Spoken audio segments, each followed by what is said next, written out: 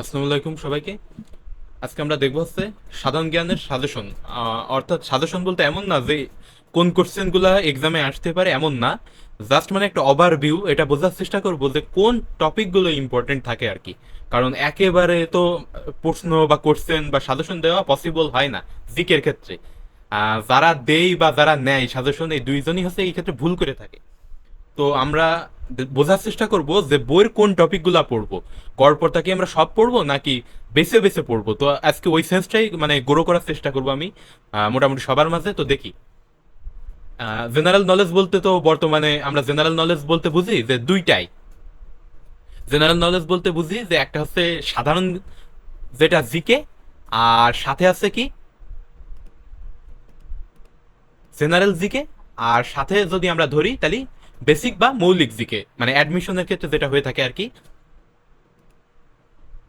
তো এখন দেখি, বাংলাদেশ বিষয়ে বলি যেমন আমরা চিনি, আন্তর্জাতিক যেমন চিনি, তার সাথে আছে মৌলিক দিকে। তো মৌলিক দিকে হচ্ছে কয়েকটা বিষয়ের সমন্বয়, যেমন ইতিহাস, ঐতিহ্য, অর্থনীতি, পৌরনীতি, ভূগোল, সমাজবিজ্ঞান, খেলাধুলা, তথ্য যোগাযোগ প্রযুক্তি। এর সাথে আছে যুক্তিবিদ্যা, সেটাও আসে কিন্তু। যুক্তিবিদ্যা এইসব মিলে এইগুলা সমন্বয় হচ্ছে কি মৌলিক দিকে। তো এখন কিছু মানে সবই একই রকম, আমরা আগেও পড়েছি কিন্তু এখন হয়তো একটু স্পেসিফিক করে পড়তেছি। তো এখন হয়তো একটু ডিপলি পড়া লাগে মৌলিক দিকে হিসাবে। তো যাই হোক, আমরা এখন মানে জিকে কিভাবে পড়বো সেটা সম্পর্কে একটু ধারণা নিই ফার্স্টে, সাজেশনে যাওয়ার আগে। তো সাধারণ জ্ঞান জানার বিষয়, মুখস্থের না, এজন্য রিডিং পড়া উচিত। অর্থাৎ এখানে আমি বলতে চাইছি যে সাধারণ জ্ঞান আপনারা যদি মুখস্থ করতে যান অনেক প্রেশার পড়বে, প্লাস আর এটা মুখস্থেরও না, এটা জাস্ট একটু জানার বিষয়, মানে একটা কমন সেন্সের ব্যাপার। এজন্য এটা কি রিডিং পড়তে হবে, জাস্ট একবার রিডিং পড়ে যেতে হবে, স্ক্রিনিং করতে হবে। এখন আসি, একটা আন্তর্জাতিক মানচিত্র ও একটা বাংলাদেশের মানচিত্র অবশ্যই কাছে রাখতে হবে। হ্যাঁ, অর্থাৎ আপনি নিজের দেশের বা নিজের দেশের অথবা আন্তর্জাতিক কোনো কিছু জানতে গেলে আপনার একটা ম্যাপের সম্পর্কে একটা ধারণা থাকা চাই। অর্থাৎ কি ব্রেনে একটা আপনার স্মৃতিশক্তি থাকা চাই, মানে একটা কল্পনা শক্তি থাকা চাই যে এই দেশটা এইখানে, ম্যাপটাই এমন এমন আছে আর কি। তো এইভাবে।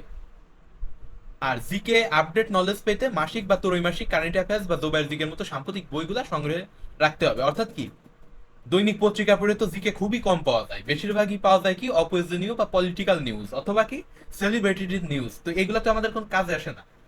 সো আমরা পরীক্ষার খুব বেশি আগেতে পড়বো না, এগুলা এগুলা জাস্ট পড়বো কি পরীক্ষার 4 মাস, পরীক্ষার 4 মাস আগে থেকে আমরা জিকে আপডেট থাকা শুরু করবো। এই ক্ষেত্রে কারেন্ট অ্যাফেয়ার্স আছে, জোবাইর জিকের যে অ্যাফেয়ার্স গুলো আছে পাওয়া যায় মাসে মাসে, ওইগুলো আমরা কিনতে পারি, অথবা 2 মাস 3 মাস অন্তর যেটা পাওয়া যায় ওইগুলো পড়তে পারি।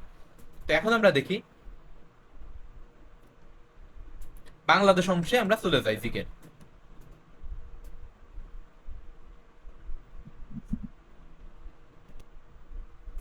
তো প্রাচীন বাংলার যে জনপদ আছে, এখানে দেখেন প্রাচীন বাংলার জনপদ, এটা কিন্তু খুবই ইম্পর্টেন্ট। তো আমাদের কি কি জনপদ ছিল আমরা তো জানি। যেমন আমাদের কিছু মানে জনপদ ছিল, যেমন রাজশাহীর অঞ্চল বা উত্তর দিকে আমাদের কি বরেন্দ্র অঞ্চল ছিল, তারই নিচে পুন্ড অঞ্চল ছিল। আবার কি সিলেটের দিকে হরিকেল অঞ্চল ছিল, কুমিল্লায় সমতট ছিল, বরিশালের দিকে চন্দ্রদ্বীপ ছিল। অর্থাৎ মাঝে ঢাকা অঞ্চল বা এই যে অঞ্চল মিলে যেটা কেন্দ্রে, সেটা বঙ্গ অঞ্চল নামে ছিল। মুর্শিদাবাদ বা পশ্চিমবঙ্গের মানে সুন্দরবনের কাছাকাছি কি রাঢ় অঞ্চল ছিল। অথবা চট্টগ্রামের দিকে কি, চট্টগ্রামের অঞ্চলের দিকে আমাদের আরাকান অঞ্চল বা যে যে প্রাচীন যে জনপদগুলো ছিল, তো সেইগুলা খুবই ইম্পর্টেন্সের সাথে আমাদের সেইগুলা মনে রাখতে হবে। এখন আমরা আসি প্রাচীন বাংলার শাসকগণের ক্ষেত্রে। তো প্রাচীন বাংলায় তো বিভিন্ন শাসকগণ ছিল।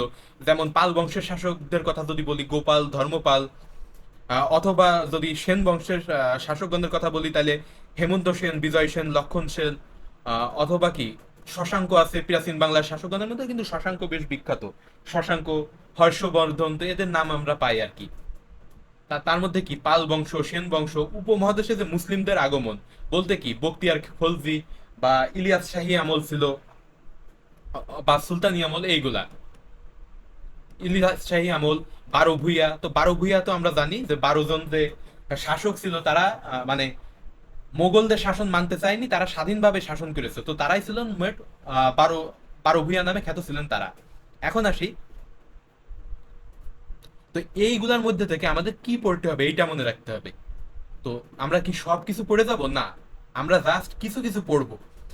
যদি এখন আমরা যদি এখানে দেখি যদি সেন বংশের আমরা কথা বলে থাকি, তো এর প্রতিষ্ঠাতা ছিল যে হেমন্ত সেন, আমরা এটা পড়তে পারি। সাথে যদি আবার বলি যে বিখ্যাত শাসক কে ছিল, তো বিখ্যাত শাসকের মধ্যে ছিল বিজয় সেন, বল্লাল সেন আর লক্ষণ সেন। তো এইগুলা আর কি। সামন্ত সেন ছিল প্রতিষ্ঠাতা। তো তো জাস্ট কি এই নামগুলো আমরা একটু মনে রাখবো, কি সামন্ত সেন ছিল প্রতিষ্ঠাতা। আর এর মধ্যে কি শ্রেষ্ঠ রাজার নাম কার ছিল? বিজয় সেন। তো কেন শ্রেষ্ঠ? শিল্প সাহিত্য আর স্থাপত্যে অবদান রাখছেন বলেই সে হচ্ছে বিখ্যাত বা শ্রেষ্ঠ রাজা। তো এইটা আর কি। আর পাল বংশের যদি কথা বলি, তো পাল বংশে কি মনে রাখতে হবে আমাদের? পাল বংশে আমাদের মনে রাখতে হবে যে একটা মাৎস্যনাই যে নামে যে যুগটা চলছিল, তো এই যে রক্তপাতহীন ভাবে যে শাসক নির্বাচিত হয় বাংলায়, তো গোপালকে তো নির্বাচন করা হয় আমরা জানি। তো এই গোপালের পরে ধর্মপাল আসে, ধর্মপালের পরে দেবপাল আসে। তো এইভাবে তো বিভিন্ন শাসক এইভাবে চলতেই থাকে। তো ধর্মপাল ছিলেন এখানকার শ্রেষ্ঠ শাসক, আমাদের এইটা মনে রাখতে হবে আর কি। তো ধর্মপাল আর পাল বংশের যে শ্রেষ্ঠ রাজা হিসাবে যে মেন স্বীকৃত উপাধি আছে তার হচ্ছে কি দেবপাল। আর ধর্মপাল কি শিল্প সাহিত্য বিভিন্ন ভাবে অবদান রাখছে আর কি ধর্মপাল। তো আমরা পড়বো শুধু সেইগুলো অনলি যেগুলো হচ্ছে কি শিল্প সাহিত্য আর সংস্কৃতিতে অবদান রাখছে এখানের মধ্যে। আর স্থাপত্যগুলো খুব ভালোভাবে পড়বো। স্থাপত্য কোন যুদ্ধে কে জয়লাভ করে এগুলো মোটেও ইম্পর্টেন্ট না, আমাদের দরকার যে সাহিত্যে কে অবদান রাখছিল। তো সেইগুলা দরকার, সে সেন বংশ হোক, পাল বংশ হোক বা সুলতানি আমল হোক।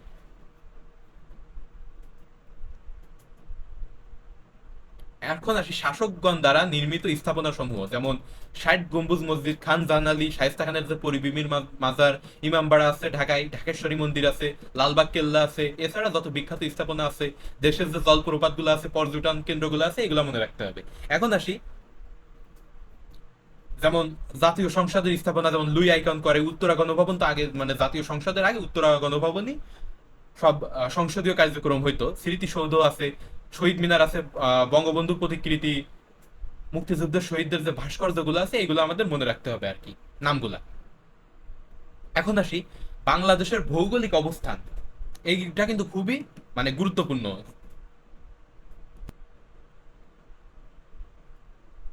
তো এইখানে আমাদের যা মনে রাখতে হবে যে বাংলাদেশের মাঝখান দিয়ে যে কর্কট রেখা চলে গেছে, তো এইটা আমাদের মনে রাখতে হবে।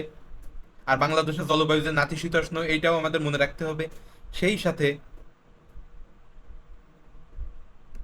তো আমাদের কি মনে রাখতে হবে যে ভৌগোলিক অবস্থানটা আছে, যেমন 26 ডিগ্রি উত্তর থেকে 20 ডিগ্রি উত্তর অক্ষাংশ যে কথাটা বলা হয়ে থাকে আর কি, মানে ভৌগোলিক অবস্থান বলতে। আর 88 ডিগ্রি থেকে 92 ডিগ্রি যে পূর্ব দ্রাঘিমাংশ আছে এগুলা কি আমাদের মনে রাখতে হবে। আবহাওয়া কেমন, যে নাতিশীতোষ্ণ আবহাওয়া, জলবায়ু কেমন, কৃষি সম্পদ গুলা মনে রাখতে হবে বাংলাদেশের। খনিজ সম্পদ মনে রাখতে হবে, যেমন বাংলাদেশের খনিজ সম্পদের মধ্যে উল্লেখযোগ্য আছে যে প্রাকৃতিক গ্যাস। আর বন সম্পদ তো আমরা জানি আমাদের কি বৃহৎ ম্যানগ্রোভ ফরেস্ট আছে, এছাড়া কি বিভিন্ন বন্য সম্পদ পাওয়া যায় বাংলাদেশের পাহাড়ি অঞ্চলে। সমুদ্র সীমা আমাদের মনে রাখতে হবে। তো বাংলাদেশের যে সমুদ্র সীমা আছে, তো এর ভিতর কি মহীসোপান বা বিশেষ অর্থনৈতিক এলাকা এগুলো আমরা মনে রাখবো। যেমন সমুদ্র এলাকা তো আমাদের 12 নটিক্যাল মাইল, বাট বিশেষ অর্থনৈতিক এলাকা সেটা হচ্ছে কি 200 কিলোমিটার, এই এরকম কিছু মিটার আমাদের মনে রাখতে হবে আর কি। বিখ্যাত কিছু দ্বীপ আছে, যেমন যেমন ভাসানচরের দ্বীপ আছে, তো হাতিয়া দ্বীপ আছে, এমন বিভিন্ন দ্বীপ আছে, যেমন চর আছে, চর আলেকজান্ডার আছে, তো বিভিন্ন নাম আছে। তো রোহিঙ্গা যেহেতু ভাসানচর বিখ্যাত, কেন রোহিঙ্গার সাথে জড়িত আছে পাহাড়ি অঞ্চল, তার শান্তি চুক্তি। পাহাড়ি অঞ্চলে আবার কি আছে এক্সট্রা উপজাতি আছে অনেক, তো এইগুলা খুব ভালোভাবে মনে রাখতে হবে। বাংলাদেশের চলমান মেগা প্রজেক্ট সমূহ, যেমন রূপপুর পরমাণু বিদ্যুৎ কেন্দ্র, কর্ণফুলী বা বঙ্গবন্ধু ট্যানেল, পদ্মা সেতু, মেট্রো রেল, তো এইগুলা কি। এছাড়াও কাপ্তাই লেক, ফারাক্কা বাঁধ, এগুলা সম্পর্কে আমাদের একটু ধারণা রাখতে হবে আর কি। তো বাংলাদেশের দর্শনীয় স্থান সমূহের মধ্যে আছে কি পানাম নগরী, নারায়ণগঞ্জের যে পানাম নগরী, বগুড়ার মহাস্থানগড়, ওয়ারি বটেশ্বর, কুমিল্লার ময়নামতি, গাজীপুরের বন। আর দর্শনীয় যে স্থান আছে সিলেট আছে, চট্টগ্রামের সীতাকুণ্ড, কক্সবাজারের দর্শনীয় স্থান। তো এই যে এলাকাগুলা, এর যে দর্শনীয় স্থানগুলো আছে আমরা খুব ভালোভাবে এইগুলা মনে রাখবো। এখন আসি বাংলাদেশের নৃতাত্ত্বিক যে গোষ্ঠীগুলো আছে আর কি। তো বাংলাদেশের তো বিভিন্ন নৃতাত্ত্বিক মানে গোষ্ঠী আছে আমাদের। মানে মারমা, গারো, কুকি, চাকমা, সাঁওতাল, এছাড়াও তো বিভিন্ন আছে, যেমন মণিপুরি আছে, মোরো আছে, সাঁওতাল আছে, মুন্ডা আছে, তনসঙ্গা আছে, আরেকটা কি পাঙ্গন আছে। তো পাঙ্গন জনগোষ্ঠী কি একমাত্র মানে বৃহৎ মানে মুসলিম জনগোষ্ঠী, মানে নৃতাত্ত্বিকদের ভিতরে তারা হচ্ছে পাঙ্গন। তো এই পাঙ্গনরা হচ্ছে মণিপুরীদেরই একটা ক্ষুদ্র সাবসেক্ট আমরা হিসাবে বলতে পারি এনাদের। আর যে সাংস্কৃতিক প্রতিষ্ঠান বা কেন্দ্রগুলো আছে এনাদের, এগুলো আমাদের খুব ভালোভাবে মনে রাখতে হবে। বাংলার ইতিহাস, এর মধ্যে আছে কি বঙ্গভঙ্গ আছে, ভাষা আন্দোলন আছে, তমুদ্দুন মজলিস আছে যে 1947-এ গঠিত হয়েছিল, রাষ্ট্রভাষা সংগ্রাম পরিষদ 1948। এছাড়া আছে কি এখানে যে বঙ্গভঙ্গের কথা আমরা বললাম, তো বঙ্গভঙ্গ কবে হয়? 1905 সালে হয়। আর বাংলাকে পাকিস্তানের রাষ্ট্রভাষা হিসাবে স্বীকৃতি দান স্বীকৃতি দান 1956 সালে যে আমাদের সংবিধানে, মানে পাকিস্তানের যে সংবিধান স্বীকৃতি দেওয়া হয়। মুক্তিযুদ্ধের যে 11টা সেক্টর, মুক্তিযোদ্ধাদের খেতাব, বিশেষ করে কি 10 নম্বর সেক্টর যেটা নৌ সেক্টর, এগুলো কি ভালো করে মনে রাখতে হবে। আর এই যে অস্থায়ী সরকার বা মুজিবনগর সরকার নামে যে খ্যাত সরকার, রায়ের বাজার বধ্যভূমি ছিল, মুক্তিযুদ্ধ ভিত্তিক কিছু মানে আমাদের যে পত্রিকাগুলো ছিল, বিভিন্ন পত্রিকা ছিল, যেমন আহ, আমাদের ছিল কি জয় বাংলা বা অগ্রদূত বা জন্মভূমি বা জাগ্রত বাংলা, বিভিন্ন নামে যে আমাদের মানে পত্র পত্রিকা ছিল, অথবা যে চরমপত্র ছিল। তো সেইগুলো আমাদের কি বেশ ভালোভাবে মনে রাখতে হবে। ভাষা আন্দোলন ভিত্তিক যে সাহিত্যগুলো আছে, এইগুলো আমাদের মনে রাখতে হবে। চলচ্চিত্র আছে, মুক্তিযুদ্ধ ভিত্তিক সাহিত্য, সবগুলো আমাদের কি খুব ভালোভাবে এগুলা কি মুখস্থ রাখতে হবে সবসময়। মুক্তিযুদ্ধের সময় যে দেশি বিদেশি গণমাধ্যমগুলোর ভূমিকা ছিল, তার মধ্যে যেমন বিবিসি ছিল, নিউজউইক পত্রিকা ছিল, তো এরকম বিভিন্ন নামগুলো আমাদের মনে রাখতে হবে। তো এছাড়া কি 76-এর মনন্তন, ইংরেজ গভর্নরদের অবদান, শিক্ষা, যোগাযোগ, অর্থনীতি ব্যবস্থা, এগুলো আমাদের মনে রাখতে হবে। এখন আসি আমরা 76-এর মনন্তর। এটা কিন্তু এই জন্য মনে রাখতে হবে, এই অঞ্চলে কি আমাদের দুর্ভিক্ষ হয়েছিল 1770 সালে। বাংলা বিহারে একটা দুর্ভিক্ষ দেখা দিছিল। তো সেটা সাল ছিল কি 1770, আর এটা বাংলায় সাল ছিল 76, এই জন্য একে বলা হয় 76-এর। আর বিশেষ করে এখানে ইংরেজদের গভর্নরদের অবদান, এইগুলা কিন্তু বেশ ইম্পর্টেন্ট আছে, ইংরেজদের গভর্নরদের অবদান। তো এর মধ্যে আমরা প্রথমেই যার নাম পেয়ে থাকি তার নাম হচ্ছে কি লর্ড উইলিয়াম বেন্টিং। ইনি কেন বিখ্যাত? ইনি হচ্ছে বিখ্যাত হচ্ছে বিভিন্ন কারণে, যেমন সতীদাহ প্রথা ইনি বিলোপ করেছিলেন। এছাড়া কি শিক্ষানীতি নতুন চালু করেছিলেন, ফার্সি ভাষার পরিবর্তে বাংলায় যে ইংরেজি ভাষার পরিবর্তন করেন। তো এই সব কাজে, আর রাজা রামমোহন রায়কে সতীদাহ প্রথা বিলোপে মানে সতীদাহ প্রথা বিলোপে ইনি সাহায্য করেছিলেন। এছাড়া কি রাজা রামমোহন রায়কে সতীদাহ প্রথা সংস্কারেও কি সাহায্য করেছিলেন। তো সেই হিসাবে কিন্তু গভর্নরদের অবদান বিখ্যাত। এছাড়া যদি আমরা বলি ডালহৌসির কথা, তো ডালহৌসি কিন্তু যোগাযোগ ব্যবস্থায় মানে বেশ গুরুত্বপূর্ণ ভূমিকা রাখছিলেন। এছাড়া রেলপথ অথবা বিধবা বিবাহ আইন বা হিন্দু বিবাহ আইন পাশ, ঈশ্বরচন্দ্র বিদ্যাসাগরের যে হেল্পিং করা, তো এইগুলার কাজে কি আহ লর্ড ডালহৌসি হেল্প করছিলেন। তো ইনি কিন্তু আবার সাম্রাজ্যবাদী শাসকও ছিলেন, মানে কি অন্যান্য সাম্রাজ্য দখল শুরু করছিলেন ইনি হেল্পের নাম করে। তো উপমহাদেশের আরো কিছু বিখ্যাত বিখ্যাত শাসক ছিল, যেমন এই মুদ্রা ব্যবস্থা কে চালু করেছিলেন উপমহাদেশে, তার নাম যদি বলি তাহলে হচ্ছে কি লর্ড ক্যানিং। আবার কার আমলে? ইন্ডিয়ান সিভিল সার্ভিস বা ইন্ডিয়ান পুলিশ সার্ভিস। অথবা যদি আমি আবার বলে থাকি যে উপমহাদেশে কাগজের মুদ্রা কে চালু করে, তো ইনি ছিলেন কি লর্ড ক্যানিং। তো ইনি ছিলেন মেবি লর্ড ক্যানিং, হ্যাঁ লর্ড ক্যানিং। এখন আসি, আরো বিভিন্ন শাসক ছিলেন, যেমন লর্ড লিটন ছিলেন। তো লর্ড লিটনের কিন্তু একটা বিখ্যাত উক্তি আছে, জাজ by my act not by my words. তো এই উক্তিটি অনেক সময় এসে থাকে যে জাজ me by my acts not by my words. তো এটা একটা বিখ্যাত। তো আর ইনার যদি বিখ্যাত কোনো অবদান থেকে থাকে তাহলে মানে উল্লেখযোগ্য অনেক কাজ আছে, বাট মেন কি যে হান্টার কমিশন, শিক্ষার যে হান্টার কমিশন, ইনি কার অধীনে হয়েছিল? সেটা হচ্ছে লর্ড রিপনের অধীনেই হয়েছিল। আর আরো অনেক আছে, যেমন লর্ড লিটন আছে। তো আমরা এত তো আমাদের ওইভাবে আসবে না, বাট তারপরেও এইগুলো যখন আমরা পড়বো খুব মানে কি বিস্তারিতই পড়বো, এই যে মানে শাসকদেরই অবদান। আর লাস্টে তো লর্ড মাউন্ট ব্যাটেন পাকিস্তান আর আর ভারত নামে দুইটা মানে উপমহাদেশকে বিভক্ত করেন। তো এটা হচ্ছে কার আমলে হয়েছিল? আহ এটা হয়েছিল লর্ড মাউন্ট ব্যাটেনের আমলে। আর তিনি হচ্ছে যে আমাদের যে রেড ক্লিফ লাইন, তার অধীনে কিন্তু সীমানা দিয়ে হয়েছিল। এখন আসি বঙ্গবন্ধুর জীবনী, যেমন অসমাপ্ত আত্মজীবনী আছে, তার কি আরো আছে কি তার অভিজ্ঞতা সম্পর্ক কিছু আছে, যেমন আমার দেখা নয়া সিন এইগুলা। 1954 যে যুক্তফ্রন্ট নির্বাচন হয়েছিল আর কি, তো এই যে যুক্তফ্রন্ট এর দল সংখ্যা কয়টা এটা মনে রাখা কিন্তু একটা সহজ একটা ট্রিক্স আছে এখানে। এই যে দেখেন 4 আছে না লাস্টে, আর এখানে দেখেন 5 আছে একটা, ঠিক আছে? তো এই দুইটাই এর মনে রাখার ট্রিক্স। তো মেন ট্রিক্স হচ্ছে কি আমরা মনে রাখবো 4টা। 4টা হচ্ছে সব জায়গায় বলা আছে 4টা। এর মোট দল ছিল কি, মোট 4টা। এর মধ্যে যে কৃষক শ্রমিক পার্টি তো আমরা জানি কার, শেরেবাংলা একে ফজলুল হকের। আর আওয়ামী মুসলিম লীগ কার নেতৃত্বে, মৌলানা ভাসানীর নেতৃত্বে। তো এর ভাবে বিভিন্ন আরো কি বামপন্থী কিছু দল নিয়ে আহ, যে যুক্তফ্রন্ট এটা গঠিত হয়ে থাকে আর কি। তো 1970-এর নির্বাচনটা বেশ গুরুত্বপূর্ণ ছিল আমাদের জন্য। তো এই যে 1970-এর নির্বাচন, এতে আমাদের কি জাতীয় পরিষদে 160টা, আর প্রাদেশিক পরিষদে মোট 288টা আসন লাভ করে করে আওয়ামী লীগ হচ্ছে কি জয়লাভ করে। আর 1971, 1972-এর যে স্বদেশ প্রত্যাবর্তন আছে, 1971-এর যে হিস্ট্রিগুলো আছে, এগুলো আমরা খুব ভালোভাবে মনে রাখবো। আর 1972 সালের যে হস্তলিখিত সংবিধান, বা 1972-এর যে প্রথম আমাদের যে বাংলাদেশ স্বাধীন হওয়ার পর সংবিধান, তো এইটা আমরা মনে রাখবো। আর এই যে কামাল, ইনি যে মানে সংবিধানের সভাপতি ছিলেন সংবিধান তৈরির, তো এইগুলো আমরা খুব ভালোভাবে মনে রাখবো। আর রাজিয়া বানু ছিলেন মহিলা সদস্য একমাত্র। আর এই যে সময়কালগুলো, এগুলো আমরা মনে রাখবো। আর কে স্বাক্ষর করিনি, সংবিধান সম্পর্কে যে ধারণাগুলো আছে আমরা খুব ইম্পর্টেন্সের সাথে এগুলো নিব আমরা।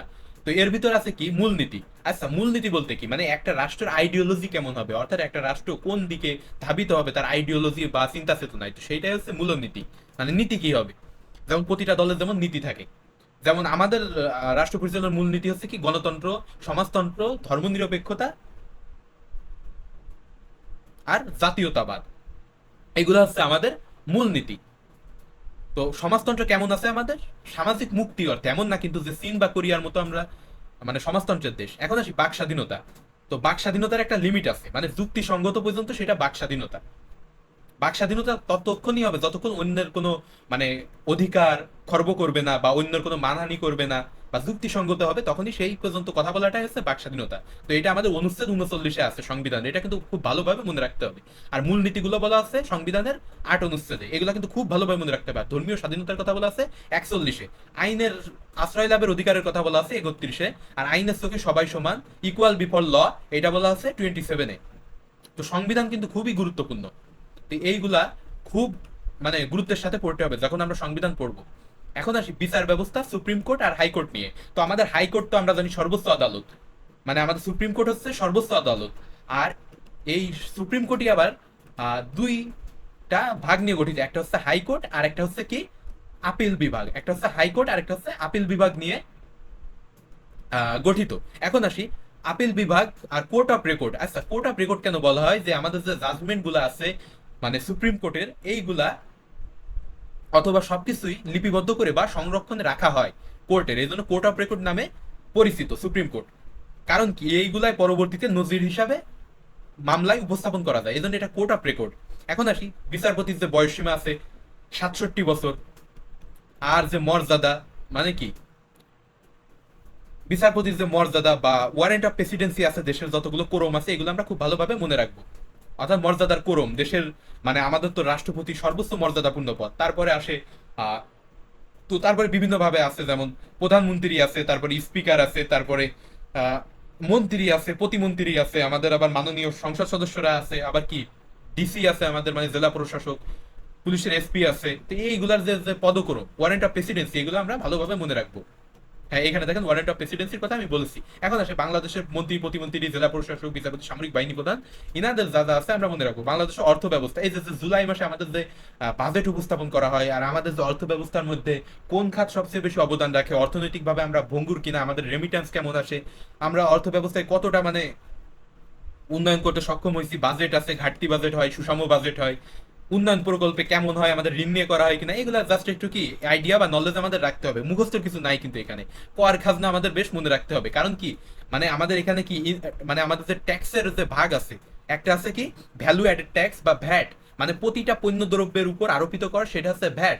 আর আরো সাথে আছে কি কর খাজনা, এগুলো আছে না, আমাদের জমির উপর খাজনা হয়, কর হয়, আয়ের উপর আয়কর হয়। তো এইগুলা কি আমাদের মনে রাখতে হবে। আমাদের কি সহযোগী বিভিন্ন সংগঠন আছে না উন্নয়নে, তো উন্নয়নে বিভিন্ন তো সহযোগী থেকে থাকে, যেমন বিশ্ব ব্যাংক আছে আমাদের, ওয়ার্ল্ড ব্যাংক, যারা মানে হেল্প করে থাকে আমাদের। এখন আসি স্থানীয় শাসন ব্যবস্থা। স্থানীয় শাসন ব্যবস্থা কি? স্থানীয় শাসন ব্যবস্থা বলতে মানে আমাদের সরকারের পক্ষে তো কেন্দ্র থেকে পুরো শাসন করা সম্ভব না। আমাদের দেশে তো মানে এক কেন্দ্রিক সরকার, মানে কেন্দ্র থেকেই শাসন হয় আমাদের, আমাদের তো পুরো দেশ নাই। এখন আসি, তো যেগুলো কাজ স্থানীয়ভাবে করা তো সুবিধাজনক, এই জন্য স্থানীয় কিছু লোকের কাছে ক্ষমতা ছেড়ে রাখা, তো তারে বলা স্থানীয় শাসন। যেমন জেলা প্রশাসকের কাছে জেলায়। আবার একেবারে যদি আমরা ছোট বলি, তাইলে যদি বলি ওয়ার্ডের যে মেম্বার থেকে শুরু হয় আমাদের শাসন ব্যবস্থা, আর এরপর চেয়ারম্যান আছে, জেলা পরিষদ চেয়ারম্যান আছে, সব হয়, এগুলোর বেলায় স্থানীয় শাসন ব্যবস্থা। আর বাংলাদেশের যোগাযোগ ব্যবস্থা আছে, আমাদের তো জানি যোগাযোগ ব্যবস্থায় সবচেয়ে গুরুত্বপূর্ণ ভূমিকা রাখে সড়ক পথ। আর এছাড়া আমরা যদি যদি আমদানি রপ্তানির কথা বলি, তাহলে সব থেকে ভূমিকা রাখে আমাদের জলপথ। আর এছাড়াও আছে কি আকাশ পথে কার্গো বিভিন্ন ভাবে। আর বাংলাদেশের বস্ত্র শিল্প, এর কথা তো বলার মানে কোনো মানে এর কথা তো বলার কোনো, আমাদের বস্ত্র শিল্পের কথা যখন আমরা বলবো, তখন বস্ত্র শিল্প তো বাংলাদেশ প্রাচীনকাল থেকে বর্তমান কাল পর্যন্ত খুবই উন্নত। বর্তমানে কি বিশ্বের মানে রপ্তানিকারক শীর্ষ দেশগুলোর মধ্যে আছে পোশাক রপ্তানিকারক। চীনের পরেই দেখা যায় বাংলাদেশের অবস্থান পোশাক রপ্তানিতে।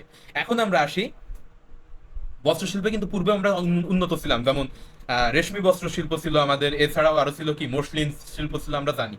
বিভিন্ন আন্তর্জাতিক সংস্থার সদস্য হিসাবে বাংলাদেশ, যেমন ওআইসির সদস্যপদ কবে লাভ করে, ওয়ার্ল্ড ট্রেড অর্গানাইজেশন, জাতিসংঘ বা কমনওয়েলথ, আমরা তো জানি যে সর্বপ্রথম সদস্য হিসাবে কমনওয়েলথের সদস্যপদ লাভ করে বাংলাদেশ। এখন সংস্থার সদস্যপদ লাভ, এগুলো সব খুব গুরুত্বের সাথে আমরা মনে রাখবো। আর জাতিসংঘের অবদান, এগুলো মনে রাখবো। শান্তিরক্ষীতে আমাদের অবদান, জাতিসংঘের সাধারণ পরিষদে আমরা কয়বার সভাপতিত্ব করছি, নিরাপত্তা পরিষদে কয়বার। খেলাতে বাংলাদেশ, তো খেলার ক্ষেত্রে আমরা খুব বেশি কিছু দেখবো না, আমরা জাস্ট দেখবো ফুটবল আর ক্রিকেট, কারণ বাংলাদেশের ফুটবল আর ক্রিকেটের জন্য আমরা বিখ্যাত। এখন আসি কবি লেখক বাংলাদেশের প্রেক্ষাপটে জসিমউদ্দিন, আমরা এটা মনে রাখবো, কারণ জসিমউদ্দিন কি পল্লী কবি ছিলেন আমাদের। আর জসিমউদ্দিন তো মানে বেশ অবদান রাখছেন বাংলা সাহিত্যে। তো জসিমউদ্দিনের যে বিখ্যাত কবিতা বা বিখ্যাত গ্রন্থগুলো আছে, যেমন সজন বদিয়ার ঘাট, তো এইগুলো আমরা মনে রাখবো। আরো কি, রবীন্দ্রনাথ তো বিশ্বকবি, ইনার কথা সব মনে রাখবো। সৈয়দ শামসুল হকের কথা বেশ মনে রাখবো, আধুনিক কবিদের মধ্যে বিখ্যাত। আর শামসুর রহমান তো আমাদের নাগরিক কবি, আমরা জানি। হুমায়ুন আজাদেরও মনে রাখবো, যেমন লাল নীল দীপাবলি কার, হুমায়ুন আজাদের আছে। আরো কি, বিভিন্ন পাকিস্তান বিরোধী বিভিন্ন তার গ্রন্থ আছে, এগুলো আমরা মনে রাখবো।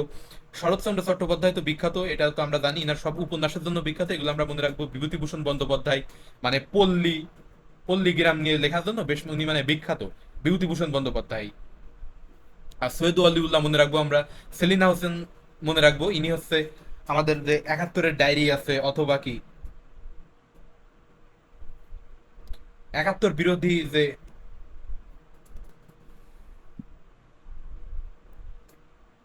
এখন মানিক বন্দ্যোপাধ্যায়, সবগুলো আমরা খুব ভালোভাবে পড়বো। সত্যজিৎ রায় খুব বিখ্যাত একজন লেখক আর পরিচালক, সাথে জহির রায়হানও খুব বিখ্যাত পরিচালক, স্টপ জেনোসাইড, এ স্টেজিস বন, ইনোসেন্ট মিলিয়ন্স, তো এইসব কি মানে জহির রায়হান কিন্তু এইসব ডকুমেন্টারি করছে। এছাড়া মানে বিভিন্ন গুরুত্বপূর্ণ সিনেমাও তিনি করছেন। তারেক মাসুদ আর Catherine Masud, inner story, inner কিন্তু বেশ মানে বিখ্যাত কিছু সিনেমা বা চলচ্চিত্র আছে বাংলাদেশের, মানে বিখ্যাত পরিচালক। আর কাব্যগ্রন্থ, আত্মজীবনী মনে রাখবো বাংলাদেশের বিখ্যাত বিখ্যাত ব্যক্তিগণের। এখন আসি আমরা আন্তর্জাতিক অংশে। তো বিখ্যাত ব্যক্তিবর্গের উক্তি বা কোটেশন আছে, আমি হিমালয় দেখিনি কিন্তু শেখ মুজিবকে দেখেছি, এটা কে বলছিলেন? তার ব্যক্তিত্ব সাহসিকতায় মুগ্ধ হয়ে এই কথা বলছিলেন ফিদেল কাস্ট্রো। তো এটা আমরা মনে রাখবো। আর democracy is government of the people, by the people, for the people, is said by Abraham Lincoln, এটা তো আমরা জানি। তো এইগুলো মনে রাখবো, এই ধরনের কোটেশন মনে রাখবো। শুধু যে এইগুলো মনে রাখবো তা না। জ্যাজ এক রুশোর তো বিখ্যাত উক্তি আছে, আমরা জানি। জ্যাজ এক রুশোর বিখ্যাত উক্তি আছে, সেটা হচ্ছে কি, মানুষ জন্মগতভাবে স্বাধীন, কিন্তু তাকে শৃঙ্খলিত সমাজ তাকে শৃঙ্খলিত করে। Man is born free but everywhere he is insane. এছাড়াও অর্থনীতি, সমাজবিজ্ঞান, পৌরনীতিতে অবদান রাখা ব্যক্তিবর্গের মতবাদ আর তত্ত্ব আমরা মনে রাখবো। যেমন অর্থনীতির জনক অ্যাডাম স্মিথ, রাষ্ট্রবিজ্ঞানের জনক অ্যারিস্টটল। অ্যারিস্টটল কিন্তু অনেক কিছু জনক, যেমন প্রাণী বিজ্ঞানের জনক অ্যারিস্টটল, যুক্তিবিদ্যার জনক অ্যারিস্টটল, সমাজবিজ্ঞানের জনক অগাস্কোত, আধুনিক শিক্ষার জনক সক্রেটিস, আধুনিক জ্যোতির্বিজ্ঞানের জনক কোপার্নিকাস, আধুনিক মনোবিজ্ঞানের জনক সিগমুন্ড ফ্রয়েড। সৌরজগৎ মহাকাশ সম্পর্কে ভালো ধারণা রাখতে হবে, কারণ সৌরজগৎ মহাকাশ কিন্তু ভূগোলের একটা অংশ, সাথে ইন্টারন্যাশনাল মানে আন্তর্জাতিক অংশেরও একটা অংশ। তো সেজন্য কিন্তু এটা খুব ভালোভাবে মনে রাখতে হবে। এখন আসি নাসা। তো নাসার যে full meaning, national Aeronautics and space administration, এটা আছে নাসা। সদর দপ্তর কোথায়? Washington DC. আর এই উৎক্ষেপণ কেন্দ্র ফ্লোরিডার কেপ কেনেডি। আর প্রতিষ্ঠা হয় 1958 সালে। এটা কিন্তু খুব ভালোভাবে মনে রাখতে হবে, কারণ বর্তমান যুগ তথ্য প্রযুক্তি আর গ্লোবালাইজেশনের যুগ। আর এক্ষেত্রে কিন্তু অবদান রাখে নাসা যথেষ্ট। এখন আসি বিগ ব্যাং তত্ত্বের জনক বেলজিয়ামের বিজ্ঞানী জি ল্যামেটার, বা মহাবিস্ফোরণের ফলে মহাবিশ্বের ছায়াপথ, গ্রহ, উপগ্রহ ইত্যাদির আবির্ভাব 1530 বছর পূর্বে সৌরজগতের কেন্দ্রবিন্দু হলো সূর্য। আবির্ভাব ঘটে কত? 1570 কোটি বছর আগে। আর সৌরজগতের কেন্দ্রবিন্দু সূর্য। একমাত্র আদর্শ তৃতীয় গ্রহের নাম পৃথিবী। আদর্শ বলতে কি? বসবাসের জন্য আদর্শ। এখন আসি রাত্রের বেলা মেঘ মুক্ত আকাশের দিকে তাকালে উজ্জ্বল আলোক বিন্দু মিটমিট করে জ্বলতে দেখা যায়, এদের বলে নক্ষত্র। ধ্রুব তারা একটা নক্ষত্র। এখন আসি যে কেন এই কথাগুলো বললাম, অর্থাৎ যাতে আমরা বুঝতে পারি যে আমাদের কি কি টপিক পড়তে হবে। এইখানে যেগুলো ছিল আমরা কি জাস্ট ওইগুলা পড়বো? না, আমি একটু বুঝাইলাম যে কোন কোন টপিকগুলো ইম্পর্টেন্ট। সো এই ধরনের টপিকগুলো পড়তে হয়, আর বাদ বাকিগুলো স্কিপ রাখতে হয়। তো কাছের গ্রহ কোনটা, সবচেয়ে উত্তপ্ত গ্রহ কোনটা, সবচেয়ে আলোকিত গ্রহ কোনটা, এগুলা কিন্তু মনে রাখতে হবে। শুক্র, বৃহস্পতি বা আয়তন, এগুলা কিন্তু দেখে রাখতে হবে, কারণ এইগুলা কিন্তু স্থির সাধারণ জ্ঞান, এগুলা কিন্তু চেঞ্জ হবে না কোনো কালে। তো এগুলা মনে রাখতে হবে। সবচেয়ে বড় নক্ষত্র বেটেলগাম, সূর্যের চেয়ে 500 গুণ বড়। পৃথিবীর নিকটতম সূর্য, নিকটতম নক্ষত্র আছে কি? সূর্য। তাহলে সূর্য কি একটা নক্ষত্র, স্টার, এটা আমাদের মনে রাখতে হবে। এখন আসি পৃথিবীর দ্বিতীয় নিকটতম নক্ষত্র প্রক্সিমা সেন্টারাই। আকাশের উজ্জ্বলতম নক্ষত্র সিরিয়াস বা লুব্ধক। আবহাওয়া, তাপমাত্রা, ভূমিকম্প, এসব পরিমাপক যে যন্ত্রগুলো আছে, তো এইগুলা কিন্তু আমাদের মনে রাখতে হবে, যে থার্মোমিটার আছে তাপমাত্রা মাপার, ভূমিকম্প সিসমোগ্রাফ আছে, তো বিভিন্ন কি ল্যাক্টোমিটার আছে, রেইন গেজ যন্ত্র আছে, তো বিভিন্ন যন্ত্র আছে আমাদের আর কি। তো এইগুলা কিন্তু সব মনে রাখতে হবে। রক্তের উপাদান, আচ্ছা আমাদের শরীরে রক্ত আছে, সো এটা কিন্তু মনে রাখা জরুরি, এটা একটা বিজ্ঞানের অংশ। আর এইগুলা কিন্তু খুবই গুরুত্বপূর্ণ। যেমন লোহিত রক্তকণিকা, শ্বেত রক্তকণিকা, রক্তরস বা প্লাজমা, এগুলো আছে না আমাদের। তো এইগুলা কিন্তু মনে রাখতে হবে। হলুদ যে অংশ সেটা তো প্লাজমা আমরা জানি, আর রক্তরস কি? আমাদের যে তরল অংশ, পানি শরীরে, তো এইগুলা মনে রাখতে হবে। শ্বেতকণিকা বেড়ে গেলে তো আমাদের ক্ষতি হয় আমরা জানি। লোহিত রক্তকণিকা তো আমাদের রক্তের একটা গুরুত্বপূর্ণ উপাদান, একটা মেজরিটি উপাদান, তো এইগুলা মনে রাখতে হবে বেশ ভালোভাবে। আর ভূগোলের ক্ষেত্রে অক্ষরেখার সংজ্ঞা, দ্রাঘিমা রেখার সংখ্যা, সংজ্ঞা, দ্রাঘিমাংশ কি, বায়ুমণ্ডলের স্তর, স্তরগুলো কিন্তু বেশ মনে রাখতে হবে। যেমন আয়োনস্ফিয়ার আছে যেখানে বাধা পেয়ে ফিরে আসে, এক্সোস্ফিয়ার আছে, ট্রোপোস্ফিয়ার আছে, তো বিভিন্ন যে মানে আমাদের স্তরগুলো আছে ওইগুলো মনে রাখতে হবে। আর উপনিবেশ, তো উপনিবেশ গুলা মনে রাখতে হবে। অর্থাৎ উপনিবেশ বলতে বোঝায় যে মানে স্থায়ীভাবে শাসনের জন্য শাসকরা এগুলা দখলে রাখতেন না। এগুলা দখলে রাখতেন কিসের জন্য? বৈদেশিক, বাণিজ্যিক আর আর্থিক শোষণ আর শাসন করার জন্য অনলি। তো স্থায়ীভাবে থাকার জন্য না। যেমন ইংরেজরা আমাদের ভারতীয় উপমহাদেশে যেটা করছে, ফ্রান্স আফ্রিকায় যেটা করছে, শাসন আর শোষণ করছে অর্থনৈতিক সমৃদ্ধি লাভের জন্য, তো সেইগুলাই। আর পর্তুগাল বিভিন্ন দেশে করেছে আর কি, আফ্রিকার বিভিন্ন দেশে। তো এইগুলাকে উপনিবেশ বলা হয়। এইগুলা সম্পর্কে যতগুলো কনসেপ্ট, সব ক্লিয়ার ধারণা রাখতে হবে। আর বর্তমান কিছু টপিক বা ডিপ্লোম্যাটিক ওয়ার্ড আমাদের খুব ভালোভাবে মনে রাখতে হবে। সাম্রাজ্যবাদ কি? অর্থাৎ দেখেন আগে তো সাম্রাজ্য ছিল, যেমন যেমন ও ইংরেজদের একটা সাম্রাজ্য ছিল। বলা হয়তো কি যে ইংল্যান্ডের সূর্য কখনোই অস্ত যায় না, অর্থাৎ ইংল্যান্ড এত অঞ্চল দখলে রাখছিল। ওইখানে উত্তর আমেরিকা, ইউএসএ দখলে রাখছিল কিন্তু ইংল্যান্ড, কানাডা দখলে রাখছিল ইংল্যান্ড, ওইদিকে অস্ট্রেলিয়া দখলে রাখছিল ইংল্যান্ড, আবার এইখানে ভারতীয় উপমহাদেশ দখলে রাখছিল ইংল্যান্ড, হংকং দখলে রাখছিল ইংল্যান্ড, তো বিভিন্ন দেশ বিশ্বে দখলে রাখছিল ইংল্যান্ড। ফলে এত বড় আয়তনে ছিল যে বলা হয়তো কি যে সূর্য কখনোই অস্ত যায় না। অর্থাৎ যদি বাংলা মানে এশিয়ায় এইদিকে সূর্য অস্ত যাচ্ছে, তো দেখা যাচ্ছে ওইদিকে সূর্য উঠতেছে। তো এই জন্য দেখেন সাম্রাজ্য ছিল। আবার ওইদিকে কি জার্মানির সাম্রাজ্য ছিল, রাশিয়ার সাম্রাজ্য ছিল, আবার অটোম্যান সাম্রাজ্য ছিল। তো এই বিভিন্ন সাম্রাজ্যের অধীনে তো এক গাদা দেশ দখলে ছিল, তো তখন ছিল ডাইরেক্ট সাম্রাজ্য। কিন্তু বর্তমানে তো সাম্রাজ্যের সুযোগ নাই, এখন আছে কি সাম্রাজ্যবাদ। তো যেমন ইউএস এর আছে, রাশিয়ার আছে, চীনের আছে, তো দেখবেন এরা প্রভাব প্রতিপত্তি খাটানোর চেষ্টা করে, নয়া সাম্রাজ্যবাদ। তো এই যে নয়া সাম্রাজ্যবাদ, অর্থাৎ বর্তমান যে ধারণাটা আছে সাম্রাজ্যবাদের ক্ষেত্রে, অর্থাৎ কি বর্তমানে সাম্রাজ্যবাদ কি দখল করে হয়? হয় না, কিন্তু কূটনৈতিক ভাবে বা অর্থনৈতিক ভাবে বা প্রযুক্তিগত ভাবে হেল্পের মাধ্যমে বা চুক্তির মাধ্যমে হয়ে থাকে। তো এইগুলো নয়া সাম্রাজ্যবাদের ধারণা, নিউ ওয়ার্ল্ড অর্ডার, এইগুলাই হচ্ছে আর কি। আর প্রাচীন বিশ্ব সভ্যতার যেমন ক্যালিডীয়, মিশরীয় সভ্যতা ছিল, মেসোপটেমিয়া সভ্যতা ছিল। তো এইসব সভ্যতার যেমন আমাদের তো বিভিন্ন গণনার ক্ষেত্রে, বিভিন্ন সময় গণনার ক্ষেত্রে, এককের ক্ষেত্রে, তো বিভিন্ন ক্ষেত্রে, প্রযুক্তিবিদ্যার ক্ষেত্রে, চিকিৎসার ক্ষেত্রে ভূগোলের ক্ষেত্রে বিভিন্ন বিশ্ব সভ্যতাতে অবদান রাখছে। তো এইগুলা আমাদের খুব ভালোভাবে মনে রাখতে হবে। আইনের ক্ষেত্রেও কিন্তু অবদান রাখছে বিভিন্ন সভ্যতা। আইন, চিকিৎসা, জ্যোতিষবিদ্যা, সময় গণনা, ক্যালেন্ডার, তো এই সব ক্ষেত্রে তো এইগুলো আমাদের মনে রাখতে হবে। বিপ্লব, রুশ বিপ্লব, ফরাসি বিপ্লব, আরব বসন্ত, চুক্তির মধ্যে আছে মদিনা সনদ, ম্যাগনা কার্টা, প্যারিস চুক্তি 1918, সেভার চুক্তি, লুজান চুক্তি, ভার্সাই চুক্তি 1919।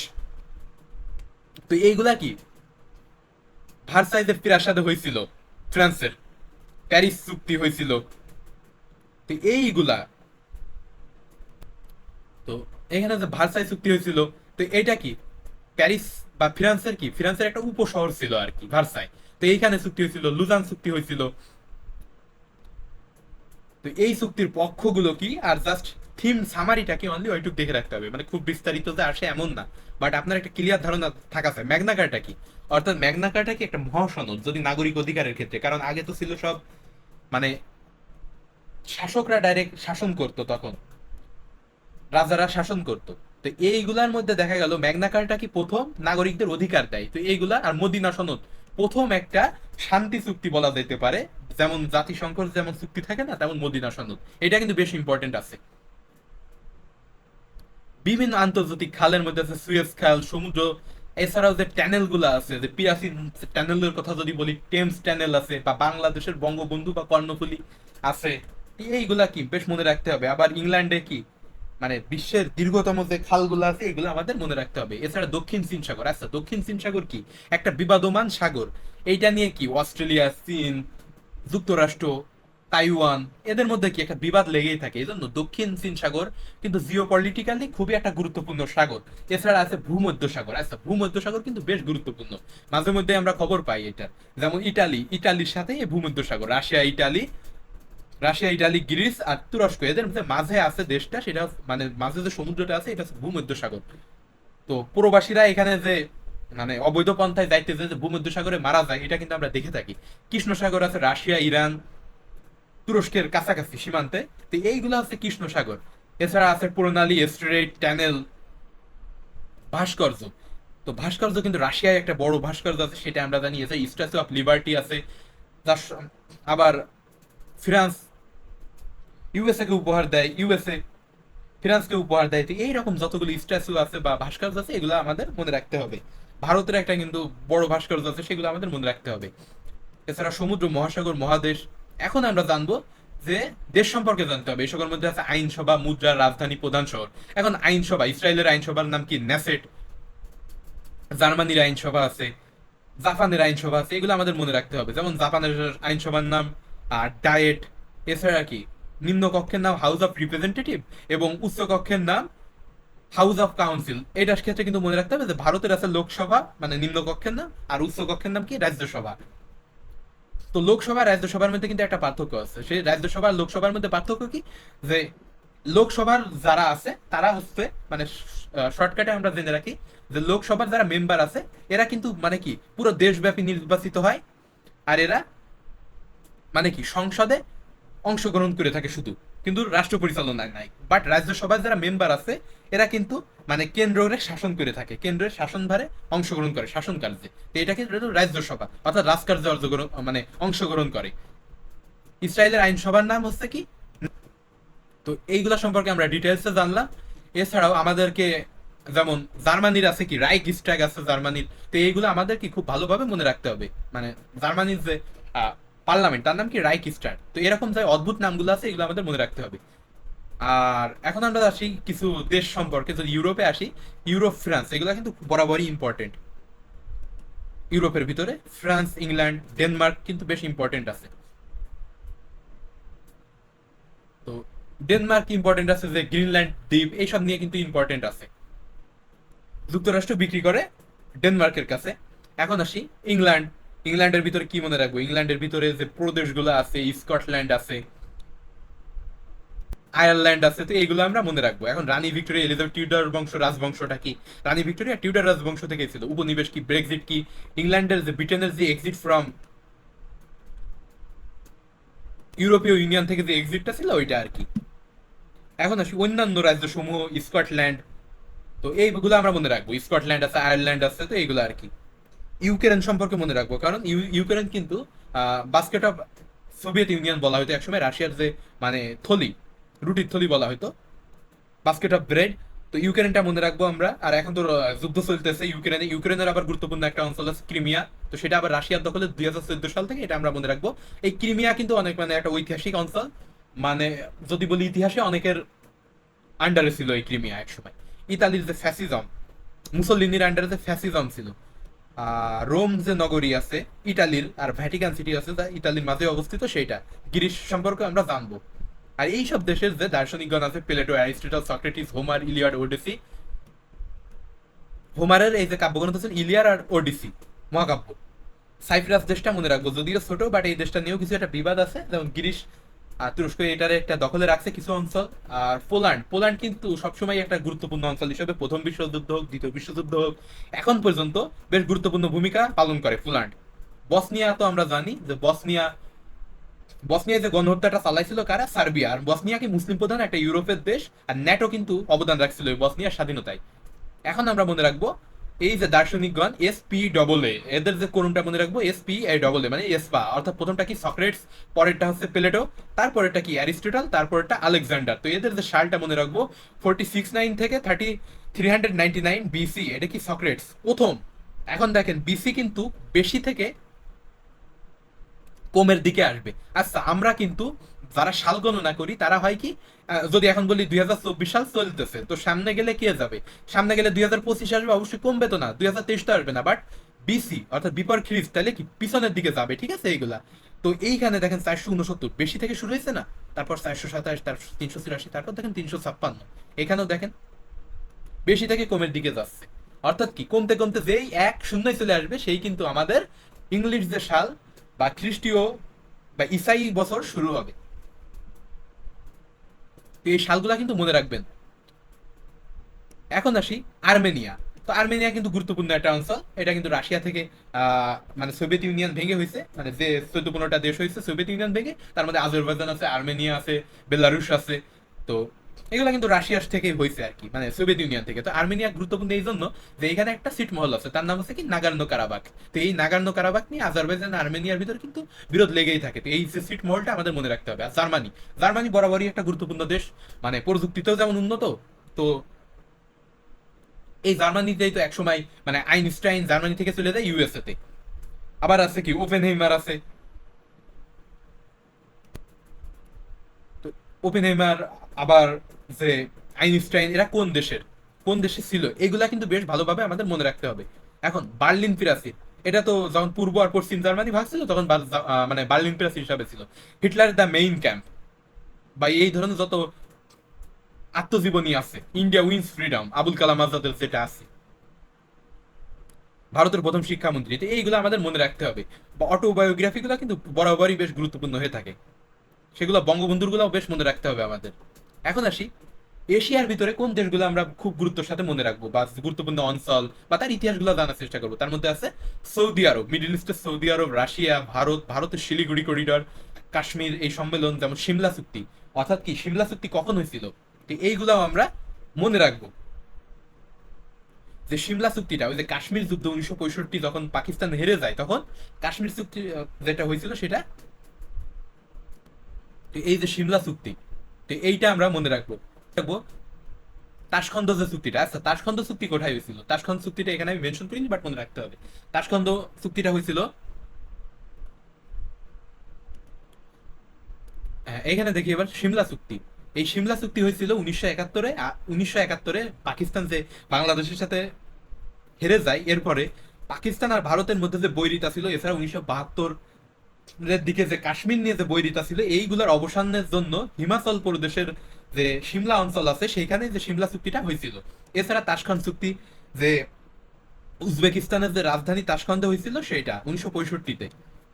আর স্থাপত্যের মধ্যে মনে রাখবো দিল্লির কুতুব মিনার, ফতেপুর সিকরি, তাজমহল, ভিক্টোরিয়া প্যালেস কলকাতার, চীন, মিয়ানমার, জাপান, থাইল্যান্ড, তাইওয়ান, পাকিস্তানের পেশোয়ার, করাচি, রাওয়ালপিন্ডি, মহেঞ্জোদারো যে সভ্যতা আছে পাকিস্তানের, এইগুলা মনে রাখবো। এছাড়া ইসরায়েল, কাতার, আরব আমিরাত, উত্তর কোরিয়া, এগুলা মনে রাখবো আমরা আর কি। আফ্রিকার মিশর, Niger, Nigeria, Sudan, Morocco, Algeria, এই দেশগুলো যত যা আছে আমরা মোটামুটি মনে রাখার চেষ্টা করবো। এখন যত যা বলতে খুব বেশি দরকার নাই মনে রাখার, কিছু জিনিস মনে রাখতে হবে। যেমন আমি যদি বলি মিশরের কি কি মনে রাখবো আমরা, তো মিশরের ক্ষেত্রে দেখেন গুরুত্বপূর্ণ কিছু জিনিস আছে। যেমন যে বর্তমানে একটা গুরুত্বপূর্ণ একটা অঞ্চল ছিল কি, এই যে গাজার রাফা নামে যে সীমান্তটা, মিশর সংলগ্ন রাফা যে সীমান্ত গাজা অঞ্চলে, তো সেই রাফাটা মনে রাখতে হবে। এর সাথে সুয়েজ খালটা আমাদের মনে রাখতে হবে, যে মিশরের যে সুয়েজ খাল আছে। এছাড়া কি মিশরীয় সভ্যতার যে সভ্যতা বিকাশে অবদান আছে এইটা মনে রাখতে হবে। নীল নদ বা ডেড সি কোথায় অবস্থিত, এইগুলো আমাদেরকে মনে রাখতে হবে মিশরের ক্ষেত্রে। আর মিশরের যে সামরিক বাহিনীটা বেশ উন্নত, এটাও আমাদের একটু জেনে রাখতে হবে মিশরের ক্ষেত্রে। আর ব্রাদারহুড নামে যে দলটা ছিল তো মিশরে, সেজন্য কিন্তু মিশর একটু বিখ্যাত, এইটা একটু মনে রাখতে হবে। এখন আফ্রিকার মধ্যে যে নাইজার দেশটা আছে সেটা মনে রাখতে হবে। নাইজেরিয়া, আচ্ছা নাইজেরিয়া যদিও আফ্রিকার দেশ, বাট বাংলা এটা কিন্তু অনেক ক্ষেত্রে অনেক উন্নত নাইজেরিয়া। তো যেমন আমরা যদি বলি ভোটার কার্ড, ভোটার কার্ডের ক্ষেত্রে, তো বিভিন্ন ক্ষেত্রে মানে পাসপোর্টের ক্ষেত্রে নাইজেরিয়া কিন্তু বেশ উন্নত। তো সুদান, এটা মনে রাখতে হবে, সুদান কিন্তু দুই ভাগ আছে। তো এখানে আছে কি, একটা আছে মুসলিম মেজরিটি আর একটা আছে খ্রিস্টান মেজরিটি, তো দুইটা সুদান কিন্তু। মরক্কো নামে দেশটা আছে, ফ্রান্সের উপনিবেশ ছিল, এটা কিন্তু বেশ গুরুত্বপূর্ণ সেজন্য। আর আলজেরিয়া, এই মরক্কোর আবার ভাষা কি আছে এগুলা মনে রাখতে হবে। আলজেরিয়া এটা কিন্তু বেশ বড় একটা দেশ আছে আফ্রিকা মহাদেশে, এটা মনে রাখতে হবে। এখন আসি আমেরিকা মহাদেশে, মনে রাখি যুক্তরাষ্ট্রের কিছু বিখ্যাত শহর আছে, শিকাগো, ওয়াশিংটন ডিসি। অঙ্গরাজ্য আছে ক্যালিফোর্নিয়া, ফ্লোরিডা। যুক্তরাষ্ট্রের বিখ্যাত কিছু ব্যক্তি সমূহ আছে, কানাডার কুইবেক শহর আছে। আচ্ছা কানাডার ক্ষেত্রে কিন্তু গুরুত্বপূর্ণ কিছু বিষয় মনে রাখতে হবে। কানাডা প্রথমে কার উপনিবেশ ছিল, কানাডার অঙ্গরাজ্য বা প্রদেশ কয়টা, আর কানাডার যে কুইবেক শহর ওইটা কিন্তু মনে রাখতে হবে। আর কানাডা আগে কারা ছিল, এখানে রেড ইন্ডিয়ান ছিল, তো এই ধরনের কিছু সামান্য কিছু বিষয় পড়তে হবে। আর কানাডার ভাষা কিন্তু পড়তে হবে, যে কানাডার কুইবেক শহরে কিন্তু এই যে ভাষা আছে, যে ফরাসি ভাষার কিন্তু বেশ একটা অবদান আছে কানাডায়, শুধু যে ইংলিশ চলে এমন না, এইটা মনে রাখতে হবে। শিকাগো তো বাতাসের শহর আমরা জানি, ওয়াশিংটন ডিসি। আর ক্যালিফোর্নিয়া অঙ্গরাজ্য মনে রাখতে হবে, এটা কিন্তু বড় অঙ্গরাজ্য, আর সবচেয়ে বেশি ইলেকট্রাল ভোট কোথায়, ক্যালিফোর্নিয়ায় আছে। এইটা কিন্তু আবার ডেমোক্রেটদের ঘাঁটি বলা যায় ক্যালিফোর্নিয়া। আর রিপাবলিকান কার দল, আর ডেমোক্রেট কার দল, এই যে রাজনৈতিক দলগুলো একটু মনে রাখতে হবে। আর কয়টা অঙ্গরাজ্য আছে, যুক্তরাষ্ট্রের শাসনতন্ত্রটা কেমন, এটা কি ফেডারালিজম, এই ধরনের বিষয়গুলো আমাদের মনে রাখতে হবে। অস্ট্রেলিয়া মহাদেশের মধ্যে আছে নিউজিল্যান্ড, অস্ট্রেলিয়া। বর্তমানে কি আবার ওই অস্ট্রেলিয়ার আশেপাশে কি বিভিন্ন যে মহাদেশের উৎপত্তি হচ্ছে এইগুলা, এটসেট্রা আমাদের মনে রাখতে হবে। এখন আসি ঐতিহাসিক যুদ্ধ, এগুলা কিন্তু আমাদের মনে রাখতে হবে। যেমন ওই যে পেলোপনেসিয়ান ওয়ার আছে, প্রথম বিশ্বযুদ্ধ আছে, দ্বিতীয় বিশ্বযুদ্ধ আছে, আবার ভিয়েতনাম যুদ্ধ আছে যুক্তরাষ্ট্রের সাথে। তো এইগুলা কিন্তু ঐতিহাসিক যুদ্ধের মধ্যে আসে। বিভিন্ন বিপ্লব আছে, তো এগুলা তো বলছি আমি।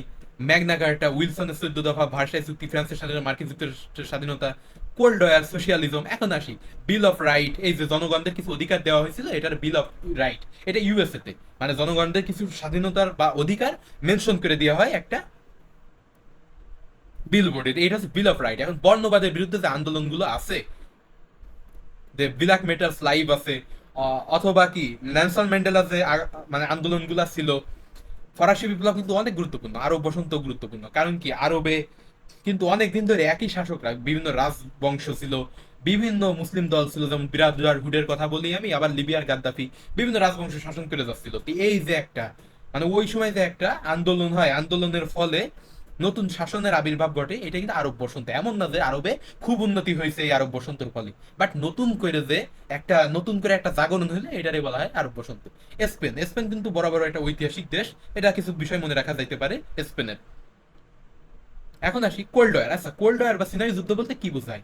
সিনাই যুদ্ধ দেখেন, কোল্ড ওয়ার মানে তো মানে ঠান্ডা যুদ্ধ, ঠান্ডা মাথার যুদ্ধ বোঝায় আমেরিকান ভাষায় যদি বলি। আর বাংলায় বোঝায় একটা সিনাই যুদ্ধ। আচ্ছা সিনাই যুদ্ধ কেন বলা হয় বা ঠান্ডা যুদ্ধ কেন বলা হয়? কারণ এটা গরম বা ডাইরেক্ট কোনো যুদ্ধের মতন না। এটা কেমন হয়ে থাকে যে দুইটা দেশ ভাবে যে তাদের মধ্যে এই যুদ্ধ হবে হবে, মানে এত শোরগোল হয়, বাট যুদ্ধ হয় না। তারাও জানে যে যুদ্ধ হবে না। যেমন সোভিয়েত ইউনিয়ন বা মার্কিন ব্লকের মধ্যে কিন্তু, বা ইউরোপীয় ব্লকের মধ্যে অনেক সময় মনে হয়েছে যে যুদ্ধ হবে হবে, বাট হয় না। বা কোরিয়া বা জাপান, এই যে মানে উন্নত দেশগুলা, পাওয়ারফুল দেশগুলা, এদের মধ্যে অনেক সময় মনে হয় কি যে যুদ্ধ হবে, হয় না। কারণ কি এরাও জানে যে এরা অনেক উন্নত দেশ, এতে যুদ্ধ করে লাভ হবে না। তো এই জন্য এইগুলো হচ্ছে কোল্ড ওয়ার। সমাজতান্ত্রিক দেশ কোনগুলো? এখন তো দেখেন আগে এক সময় সোশ্যালিজমের খুবই একটা পাওয়ার ছিল। যেমন তৎকালীন দেশ ছিল কি, পোল্যান্ড ছিল, তো বিভিন্ন দেশ, ইউরোপীয় ব্লকের বিভিন্ন দেশ কিন্তু সোশ্যালিজম দ্বারা ছিল। সার্বিয়া ছিল, আবার যদি বলি পূর্ব জার্মানি ছিল, সোভিয়েত ইউনিয়ন ছিল, তো সমাজতন্ত্র ছিল, বেশ চীনে ছিল। কিন্তু বর্তমানে কিন্তু উত্তর কোরিয়ায়, তো বর্তমানে কিন্তু সমাজতন্ত্র একটু লোপ পেয়ে যাচ্ছে। তো সমাজতান্ত্রিক দেশগুলো আমাদের মনে রাখতে হবে। এছাড়া বিভিন্ন গোয়েন্দা সংস্থা আছে, র, আবার আইএসআই আছে পাকিস্তানের, আহ, ইসরায়েলের মোসাদ আছে, আমেরিকার এফবিআই আছে, ফেডারেল ব্যুরো অফ ইনভেস্টিগেশন, এটা আছে মোসাদ, আর ন্যাশনাল সিকিউরিটি ইন্টেলিজেন্স বাংলাদেশের এনএসআই। তো এই যে ভারতের আছে র, র মানে তো আমরা জানি রিসার্চ এন্ড অ্যানালাইসিস উইং আছে, পাকিস্তানের কি ইন্টার সার্ভিস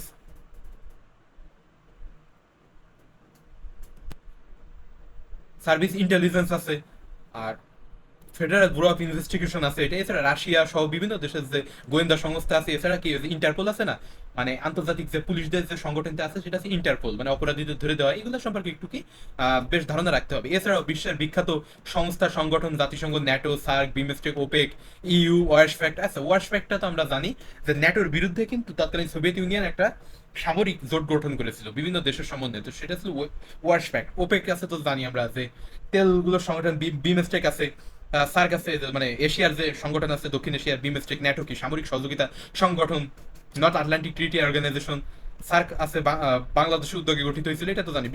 বিখ্যাত গণমাধ্যম আছে যেমন চ্যানেল রেডিও, দা ডন, পাকিস্তানের আছে দা ডন, গার্ডিয়ান, যুক্তরাষ্ট্রের বিবিসি, ইংল্যান্ডের ডয়সে ভ্যালে, জার্মানির সিএনএন। কোন দেশের সিএনএন হচ্ছে ইউএস এর একটা সংগঠন, বহুজাতিক, এগুলো কিন্তু বহুজাতিক একটা সংগঠন বলা যেতে পারে। বর্তমান চলমান যুদ্ধ, রুশ ইউক্রেন, নাগার্নো কারাবাখ, ভারতের মণিপুর রাজ্যে যে সহিংসতা আর খালিস্তানি আন্দোলন, এগুলো একটু খুব ডিটেলস দরকার নেই, জাস্ট একটু জেনে রাখলে হবে যে কোন অঞ্চলে হচ্ছে আর কি। পরমাণু চুক্তি লঙ্ঘন, শান্তি চুক্তি ভঙ্গ, পরিবেশ দূষণ, গ্লোবাল ওয়ার্মিং, ক্লাইমেট চেঞ্জ, ভূমিকম্প, এগুলা মনে রাখতে হবে। কারণ বর্তমানে কিন্তু একটা ওয়ান অফ দ্য মোস্ট যদি থ্রেটেনিং একটা ডাইজাস্টার বলা যেতে পারে তাহলে হচ্ছে ভূমিকম্প। নানা চুক্তি আছে, যেমন আকাশ চুক্তি আছে, তো এইগুলা দেখেন সচরাচর আমরা নাম শুনে থাকি না, আকাশ, তো এটা জাস্ট একটু গুগল করবেন, করে এগুলো জানবেন আর কি। তো ব্রেক্সিট চুক্তিটা আছে, আকাশ চুক্তি আছে, সম্মেলন জি-20। জি-20 কিন্তু বেশ গুরুত্বপূর্ণ, কারণ বর্তমানে অর্থনীতিতে জি-20 দেশগুলোর কিন্তু একটা মেজরিটি শেয়ারিং আছে। তাছাড়া পরিবেশ বিষয়ক আন্দোলন কিন্তু বর্তমানে একটা গুরুত্বপূর্ণ স্থান লাভ করেছে।